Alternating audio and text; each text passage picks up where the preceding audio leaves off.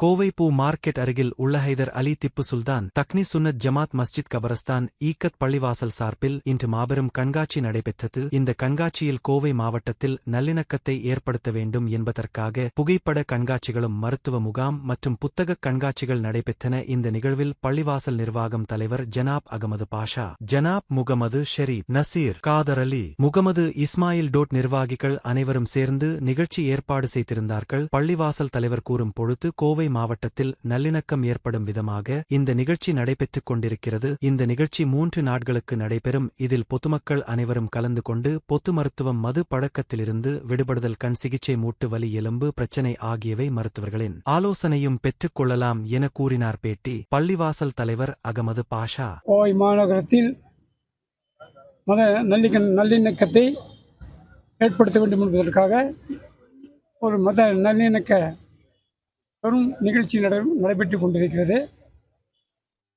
அதற்கு நான் தலைவனாக உள்ள கோயில் பழம் பெருமை வாய்ந்த ஹைதர் அலி திப்பு சுல்தான் தக்னி சுன்னத் ஜமாத் மஸ்ஜித் கபரஸ்தான் மற்றும் ஈத்கா இந்த வளாகத்தில் இந்த விழா நடத்துவதற்காக நாங்கள் அனுமதி அளித்துள்ளோம்.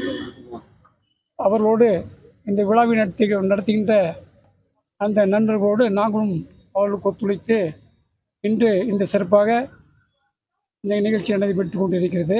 இன்ஷா அல்லாஹ் இன்னும் தொடர்ந்து 3 நாட்கள் நடைபெற உள்ளது. இதனுடைய முக்கிய நோக்கம் அனைத்து மக்களும் இஸ்லாம் மார்க்கத்தை அறிந்து கொள்ள வேண்டும் என்பதற்காக, அறிந்து கொண்டு மத நல்லிணக்கத்தை பேண வேண்டும் என்பதற்காக தான் நடத்தப்படுகிறது.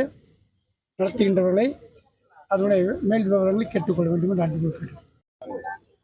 அமைதி நோக்கி வாழ்வியல் கண்காட்சி ஹைதர் அலி திப்பு சுல்தான் தக்னி சுன்னத் ஜமாத் பள்ளிவாசலில் 14, 15, 16 ஆகிய 3 தினங்கள் காலை 10 மணியிலிருந்து இரவு 9 மணி வரையும் நடைபெறுகிறது.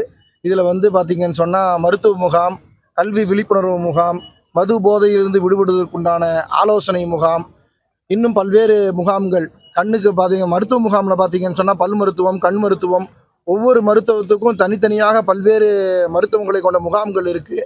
மருத்துவ முகாம் பார்த்திங்கன்னா 14, 15 ஆகிய 15, 16 ஆகிய 2 நாட்கள் நடக்குது. பொதுமக்கள் அனைவரும் இதில் கலந்து கொண்டு பயன்பெற வேண்டுமாய் உங்களை அன்போடு கேட்டுக்கொள்கிறோம். என்னுடைய பெயர் சதகத்துல்லா உமரி. ஹைதர் அலி திப்பு சுல்தான் பள்ளிவாசல்ல அமைதி நோக்கி வாழ்வியல் கண்காட்சி நம்ம ஏற்பாடு பண்ணியிருக்கிறோம். இந்த கண்காட்சி எதுக்காகன்னு சொன்னா சமூக நல்லிணக்கத்திற்காகவும் சகோதரத்துவத்திற்காகவும் மக்கள் அமைதியான சூழலில் வாழ வேண்டும் என்பதற்காகவும் தான். பிறப்பிலிருந்து இறப்பு வரை மனிதனுக்கு எப்படிப்பட்ட வாழ்க்கையை வாழ வேண்டும், இறந்த பிறகும் அவனுடைய வாழ்க்கை எப்படி இருக்கணுன்றத புகைப்பட கண்காட்சியாக நம்ம வச்சிருக்கிறோம். அப்போ இந்த கண்காட்சிக்கு வரும்போது